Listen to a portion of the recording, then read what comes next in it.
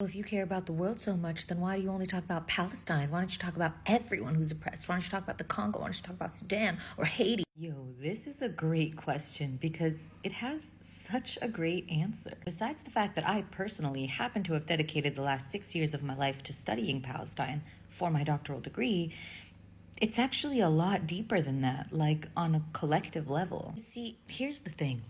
Wherever you are in the West, your government doesn't mind if you talk about Congo. It doesn't mind if you talk about the Sudan or Haiti or anywhere else in the world, but it does mind if you talk about Palestine. Your government is ready to make things very personal if you even think to bring that shit up. I mean, in English, they're still using one of the land's ancient names as an insult.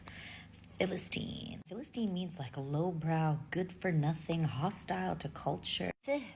Philistines. Your lord is disgusted by these people. Don't you take their disgusting ways. Now, at the same time, and this is what's truly sickly, like this is what's genuinely ill about this whole situation. It's that they do want you to talk about Palestine, but they want you to call it Israel.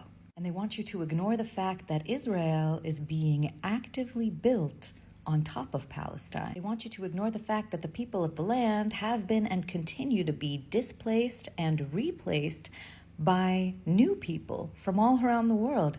And they want you to call these new people Israelis. They want you to ignore the fact that Judaism is a faith that comes in many different forms and has many different adherences and practices. They want you instead to accept it as an ethno-nationality. And while they want you to ignore that Judaism is a faith, they also want to co-opt that faith and its teachings as their own because God promised them the land. But they also want you to ignore the fact that according to the teachings, God promised them the land in book 3 and then took it away in book 4 because they were naughty. And on top of that, they want you to ignore the fact that the Holy Land is holy to all the believers of Abraham. And they want you to ignore the fact that Zionists conspired with Nazis and in many ways helped facilitate genocides and massacres of Jewish people around the world, not just in Europe. And they want you to ignore the fact that the word Holocaust means burnt whole.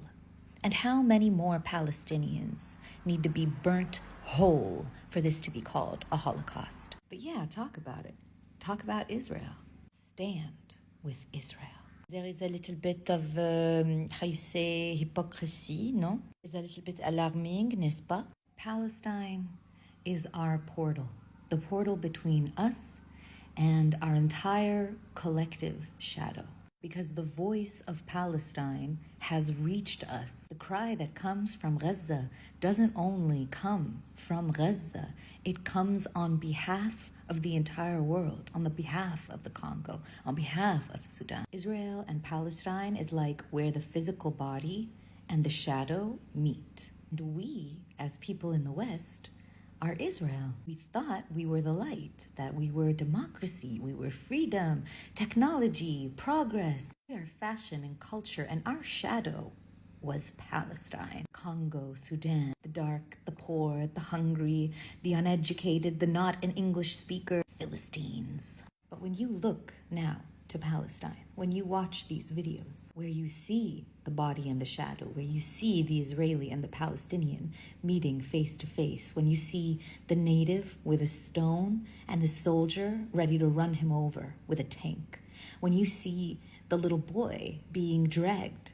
to prison by a uniform, when you see the little girl lying under the rubble from the airstrikes, who looks like the body?